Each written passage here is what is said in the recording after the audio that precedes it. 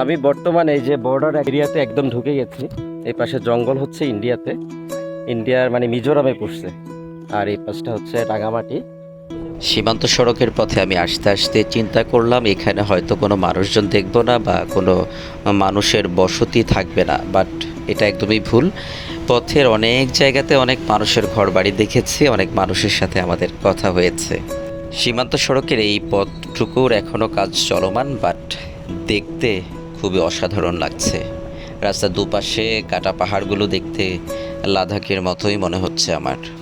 শেষ পর্যন্ত আসাটা খুবই চ্যালেঞ্জিং ছিল আমাদের জন্য, কেননা রাজস্থলী সীমান্ত সড়কের চারটা চেকপোস্ট পাড়ি দিয়ে এখানে এসে পৌঁছালাম আমরা এই রাস্তার একেবারে শেষ প্রান্তে চলে এসেছি। রাস্তা আপাতত আর নেই। এরপরে হচ্ছে হাতের ডান পাশে ভারতের অংশ, ভারতের বর্ডার বলতে পারেন, আর বাম পাশে হচ্ছে রাঙামাটির অংশ। আবার যখন রাস্তার কাজ শুরু হবে তখন এই পথ দিয়েই কিন্তু সাজেক পর্যন্ত যাওয়া যাবে। মূলত ভারত বাংলাদেশের বর্ডারের পাশেই হবে এই রাস্তাটি। একটা মজার বিষয় হচ্ছে এখানে 2-3 কিলোমিটার আগে একটা বাজার রয়েছে, আর এখানে বাজার বার হচ্ছে বৃহস্পতিবার।